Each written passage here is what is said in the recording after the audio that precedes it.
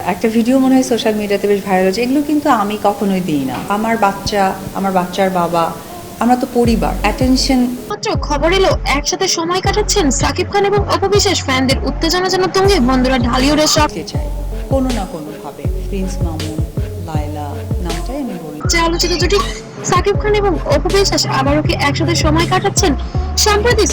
যেমন সংসার সুখের হয় রমণীর গুণে। আজকে 8 বছর ধরে সংসার করেছে সাকিব আমার সাথে, কখনো বুঝতে পারিনি। সোশ্যাল মিডিয়ায় কিছু ছবি ও ভিডিও ঘুরে বেড়াচ্ছে যেখানে দেখা যাচ্ছে তাদের মধ্যে যেন নতুন করে একটা সংযোগ তৈরি করা হয়েছে। এটা কি শুধুই কাকতালীয় নাকি সত্যি? কার সাথে সংসার করেছি আমি কখনো ওকে এই ধরনের মেন্টালিটি হ্যামার করিনি, কারণ সাকিব ফিল্মে আমারও 12টা। আবার কাছাকাছি আসছেন তারা। আজকের ভিডিওতে আমরা খুঁটিয়ে জানাবো পুরো ঘটনা।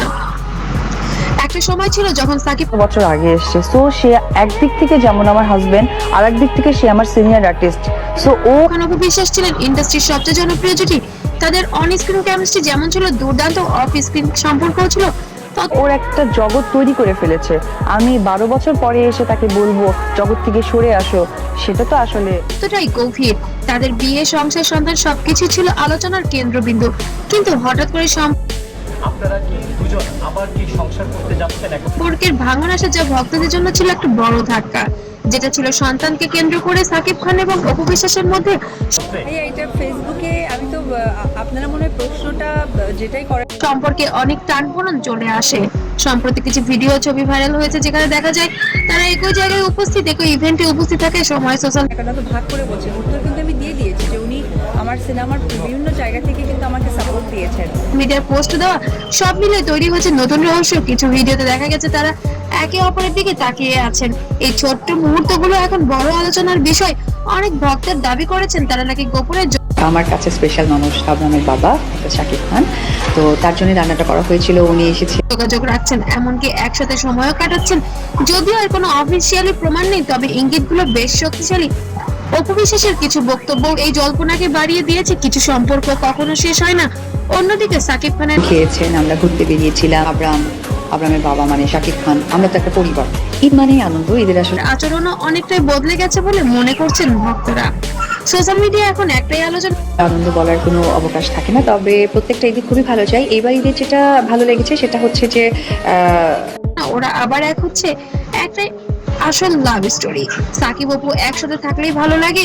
অনেকেই আবার সন্দেহ প্রকাশ করছেন এটা শুধু প্রচারের জন্য হতে পারে, বাস্তবে কিছুই না। তো অসম্ভব সুন্দর, অসম্ভব সুন্দর, মানে জাস্ট মানে যখন শাকিব খান তার মুখোশ নিয়ে আসে আমার কাছে মনে হচ্ছিল তবুও উত্তেজনা কেন কমছে না? যদি আমরা পুরো বিষয়টা আমাদের মাঝে মানে আমাদের আব্রামটা না থাকলে বিশ্লেষণ করি, একই জায়গাতে উপস্থিতি, সোশ্যাল মিডিয়ার মিল, রহস্যময় মন্তব্য, সবকিছু মিলিয়ে মনে হচ্ছে কিছু একটা তো ঘটছেই বটে, যা এখনো প্রকাশ পায়নি। তবে এটা তো নিশ্চিতভাবে হয়তোবা আমি পুরো কিছু বলতাম না, কারণ তুমি জানো যে আমার লাইফে একটা বড় ডিজাস্টার আছে। বলা কঠিন। এটা কি নতুন শুরু নাকি শুধুই পুরনো সম্পর্কের ছায়া? সবশেষে তো বলাই যায় সাকিব খান এবং অপু বিশ্বাস এই দুই তারকার সম্পর্ক এখনো ভক্তদের মনে একই রকম আগ্রহ তৈরি করে।